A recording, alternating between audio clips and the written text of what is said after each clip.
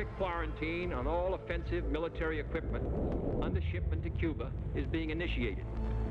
All ships of any kind bound to Cuba, from whatever nation or port, where they're found to contain cargoes of offensive weapons, be turned back. This quarantine will be extended, if needed, to other types of cargo and carriers. Ni bajo esa bandera ni bajo ninguna otra podrá venir nadie a inspeccionar nuestro país. Nosotros sabemos lo que hacemos y sabemos cómo debemos defender nuestra integridad y nuestra soberanía. We want to consolidate our leadership and credibility in the hemisphere. Recognize that the Cold War is over. Lift the embargo. I am canceling the last administration's completely one-sided deal with Cuba. Bajo las asfixiantes presiones de una economía de guerra, porque eso es una economía bajo bloqueo, no hemos renunciado jamás a la aspiración socialista de beneficiar a todos. 古巴正处于抗击新冠疫情、舒缓民生疾苦的关键时刻。 58 años diciendo que pronto, muy pronto llegan a La Habana a recolonizar a Cuba. Es una ofensa. No puede ser que en pleno siglo XXI Donald Trump diga que va a mantener y va a recrudecer el bloqueo contra el pueblo de Cuba. Eso lo rechazamos.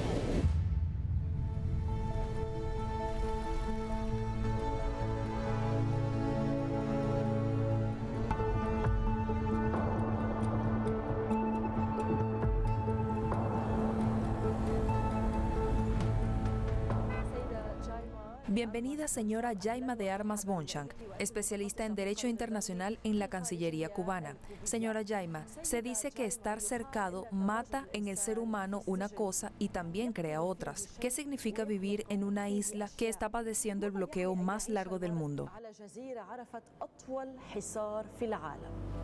Sí, realmente se esperaría, ¿no?, que precisamente esa frase se cumpliera en el caso de Cuba y que es precisamente lo que ha perseguido el gobierno de los Estados Unidos durante más de 60 años con su política hostil hacia Cuba, cansar y rendir al pueblo cubano por hambre, por miseria, por hambruna y así crear un estado, una situación de colapso económico y social que lleve al derrocamiento del gobierno, y ha sucedido todo lo contrario. El pueblo cubano se ha fortalecido a lo largo de 60 años, de más de 60 años, hemos buscado lo que nosotros llamamos nuestra resistencia creativa y hemos sabido salir adelante porque el bloqueo ocasiona pérdidas millonarias a nuestra economía, graves penurias económicas, dificultades socioeconómicas, representa el mayor obstáculo a nuestro desarrollo sostenible, a la búsqueda de una sociedad más próspera y sostenible precisamente. Sin embargo, nuestro pueblo y nuestro gobierno se han aferrado, han elegido aferrarse a la esperanza, han elegido seguir hacia adelante y seguir construyendo nuestro futuro. Yaima, fíjate, lo has dicho ya previamente, ¿no? Yo desde que nací y la mayoría de las personas que ven este programa han conocido solamente a la Cuba bloqueada. ¿Cuál fue el mayor delito que cometió Cuba para que esté sometida durante todo este periodo a este criminal bloqueo? No hemos cometido ningún delito.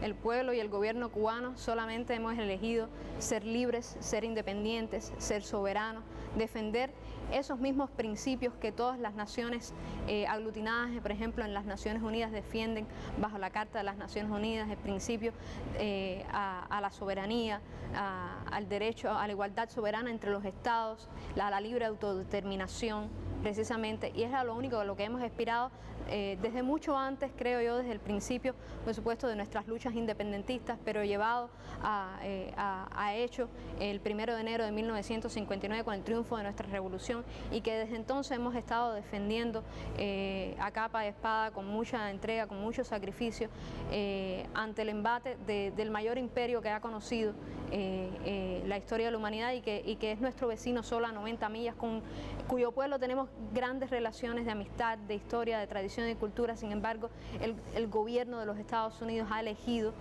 seguir imponiendo esta política hostil, unilateral, por más de 60 años y precisamente lo ha hecho de manera unilateral, sin que haya habido provocación alguna, y donde incluso nuestro país y nuestro gobierno ha estado dispuesto al diálogo, lo hemos demostrado y hemos demostrado que el diálogo es posible sobre la base del respeto, la igualdad y la no injerencia en los asuntos internos de ambos países. Sí. Señora Yaima, cuando hablamos del bloqueo a Cuba, por supuesto hablamos del bloqueo que Estados Unidos está practicando específicamente al país. Y hablando de este asunto, Aarón, vecindad y asociación que luego se convirtió en discrepancia y enemistad, transcurridas por intentos de acercamiento. Precisamente veamos la relación que mantiene Cuba con su vecino Estados Unidos en el segmento en el mapa.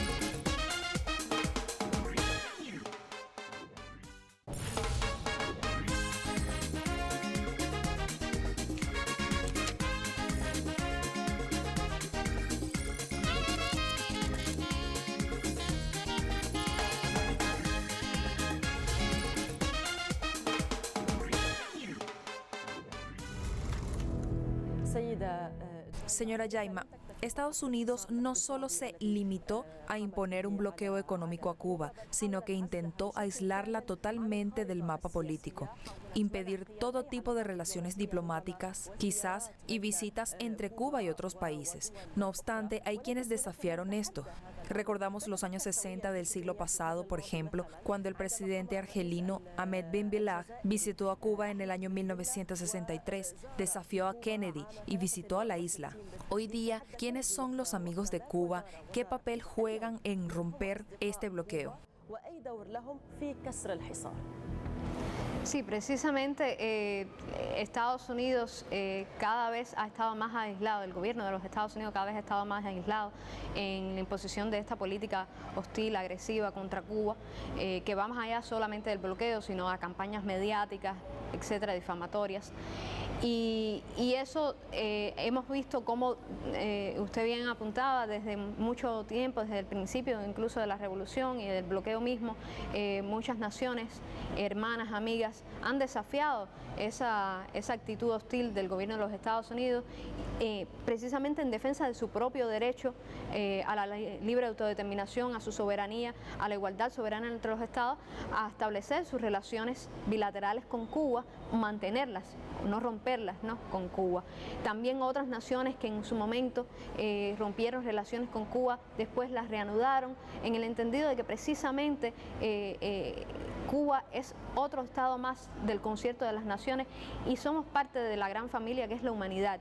Y hoy Cuba cuenta con muchísimos amigos que, a pesar del bloqueo, lo siguen desafiando para establecer esas relaciones bilaterales, económicas, de cooperación, de solidaridad, lo cual pudimos observar recientemente redoblado con el apoyo abrumador que tuvo en la Asamblea General de las Naciones Unidas la resolución que condena el bloqueo de los Estados Unidos contra Cuba, y más recientemente la cálida acogida que ha tenido nuestro presidente Miguel Díaz-Canel Bermúdez en su gira por varios países en África, en Asia, en Europa y ahora más recientemente en el Caribe. Ello demuestra, ¿no?, que los lazos de amistad son profundos y se superan siempre a pesar de esta política hostil del gobierno de los Estados Unidos. Fíjese, hablando también de asociaciones y de lazos de amistad, quisiera que nos hablara un poco sobre cómo Cuba en este año 2022, que ha pasado por varias dificultades, tanto climáticas como propias de accidentes, ha logrado mantener justamente las relaciones de amistades, y también estas relaciones de amistades han ayudado a Cuba a superar las dificultades. Es que precisamente Cuba se mantiene como, creo yo, como parte de ese concierto de solidaridad internacional. Es nuestra política, es nuestra divisa ante el mundo. Cuba no da lo que le sobra, Cuba ofrece lo que tiene para todos, y por eso mismo en nuestros momentos de mayor dificultad hemos visto reciprocada esa solidaridad, esa asistencia, esa ayuda. Este año hemos tenido varias situaciones en las que realmente la solidaridad internacional, ese amor internacional se ha hecho sentir. Más recientemente tuvimos el incendio, la explosión del supertanquero en Matanzas, de la base de supertanqueros, y ahí vimos la solidaridad internacional, en particular de nuestros hermanos de México y de Venezuela, que realmente nos asistieron en el día a día, en el terreno. Más recientemente en el paso devastador por el occidente de nuestro país el de huracán Ian. Entonces son situaciones en las que amor con amor se paga, como dijera José Martí, y realmente estamos hoy cosechando ese amor que seguimos también entregando. Cuba fue el primer país de América Latina y del Caribe que, a pesar del bloqueo, a pesar de esa política hostil, elaboró sus propias vacunas contra la COVID, y fuimos el primer país del mundo en elaborar una vacuna para niños contra la COVID, y eso también hemos ofrecido de buena voluntad ese conocimiento y esa gestión nuestra, y creo que son precisamente esa solidaridad, esas señales se comparten, ¿no?, y se ve cómo se nutre ese intercambio de solidaridad entre países. Esta isla, señora Yaima, que siempre ha atraído a muchos, y siempre el ojo de Washington estuvo puesto en esta isla, y hasta varios de sus presidentes querían comprarla. Precisamente veremos cómo varios presidentes o expresidentes también de Estados Unidos han intentado comprar Cuba en el siguiente segmento, por si no lo sabe.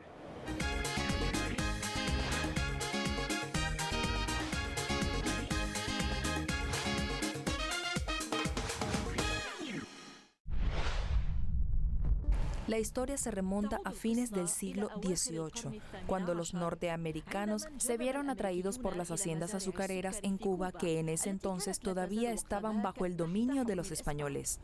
Barcos estadounidenses llegaron a la isla de Cuba cargados de dinero a cambio del 40% del azúcar cubano. ¿Cómo no, si el azúcar en aquel entonces era como el diamante? Si el azúcar en Cuba era diamante, más bien la isla parecía ser una perla estratégica, pues su posición y geografía le hizo la boca agua a los políticos estadounidenses, quienes intentaron comprarla en repetidas ocasiones. De Thomas Jefferson, James Polk, Franklin Perso, a James Buchanan. Thomas Jefferson era uno de los primeros políticos estadounidenses que apoyaron la apropiación de Cuba a Estados Unidos. Asimismo, le escribió al presidente James Monroe en la fecha del 24 de octubre de 1823. Veo en Cuba la apropiación más interesante a nuestro estado. Jefferson fracasó totalmente como había fracasado James Polk, quien también había intentado comprar Cuba a España por $100 millones. En el año 1854, durante el mandato del presidente Franklin Pierre, fue revelado el Plan Ostende al gobierno estadounidense que pretendía comprar Cuba a España a cambio de $130 millones. El plan fracasó. Aunque ello no impidió a uno de los autores del Plan Ostende, el presidente James Buchanan, de intentar nuevamente comprar la isla por $120 millones. Pero Buchanan, considerado el peor presidente de Estados Unidos, fracasó rotundamente en apropiarse de Cuba. Por lo tanto, si no sabías que presidentes estadounidenses intentaron comprar Cuba y fracasaron, pues ahora eres quien más lo sabe. Señora Yaima, si miramos a países que conocieron experiencias casi parecidas a lo que Cuba vivió y aún vive hoy en día, Irán, por ejemplo, sufre sanciones occidentales, pero intentó desafiar las circunstancias fomentando la economía de resistencia, como lo llaman, basada en la potenciación de las capacidades internas en el desarrollo de la industria y la agricultura en el interior iraní. ¿Qué hay y qué nos cuenta sobre esto en Cuba? ¿Acaso esta dinámica está activada aquí? ¿Y cuáles son sus fortalezas y cuáles son los obstáculos? Esa era la pregunta que yo temía. Realmente Cuba es una economía diferente quizás a otros países, ¿no?, que han enfrentado sanciones del gobierno de los Estados Unidos o medidas coercitivas unilaterales por un tiempo prolongado. Nuestro país, como ya comentaba, se ha enfrentado al mayor imperio del mundo, siendo solo una pequeña isla que no supera actualmente más de 11 millones de habitantes, y en la que realmente hemos hecho lo que hemos podido con nuestros recursos naturales. Nuestro país tiene metas muy ambiciosas de desarrollo económico sostenible.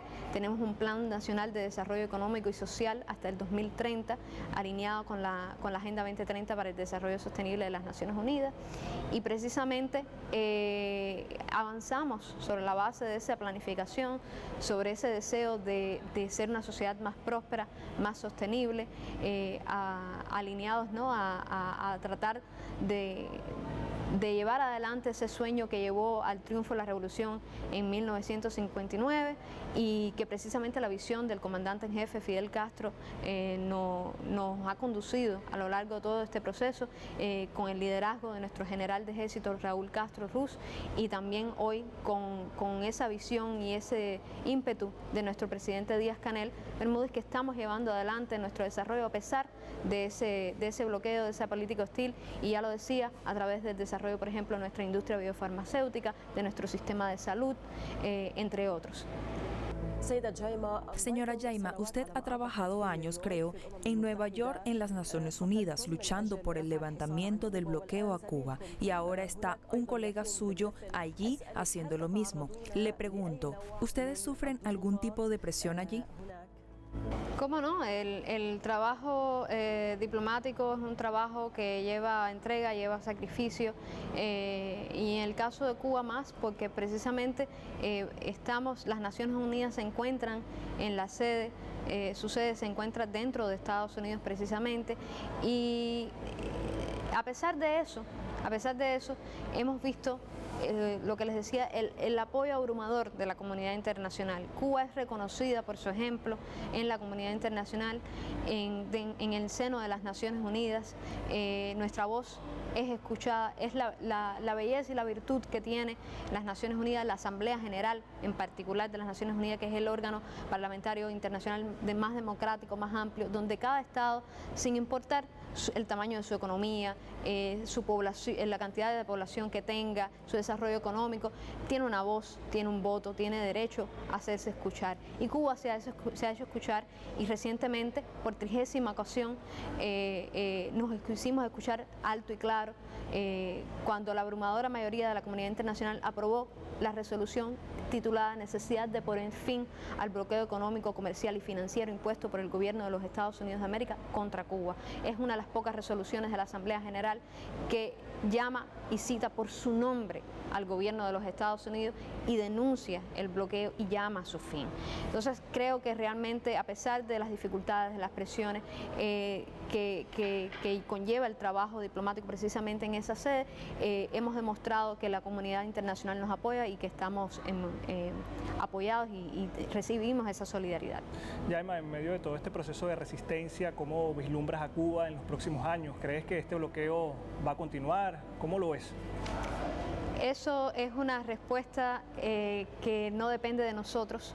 El fin del bloqueo depende totalmente del gobierno de los Estados Unidos de América.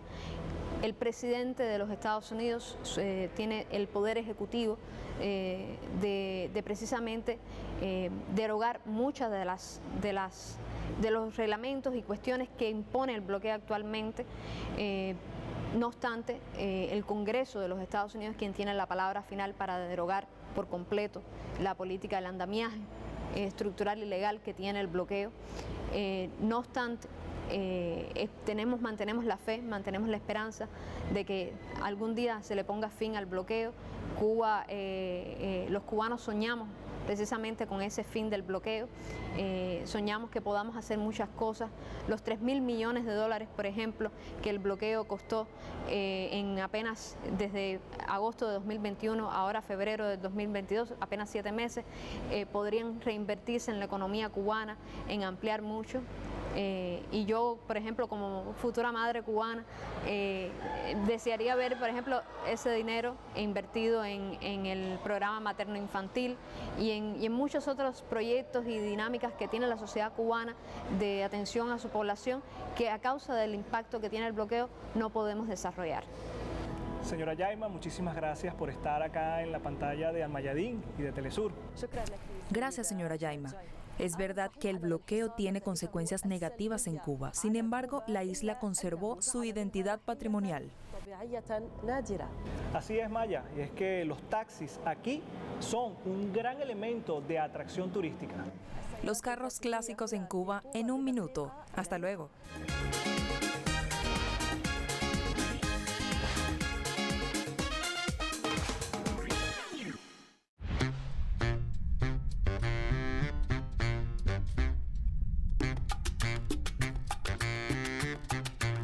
Cuba tiene el museo de autos más grande del mundo. Unos 50.000 autos antiguos quedan en La Habana. Sus años de fabricación se remontan a los años 40 y 50.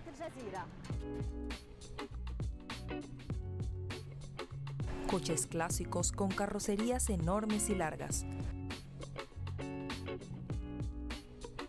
Los cubanos los conservaron por el bloqueo comercial de Estados Unidos. El bloqueo obligó a los cubanos a idear formas de mantenerlos. Con el paso del tiempo se han convertido en una atracción popular para los turistas.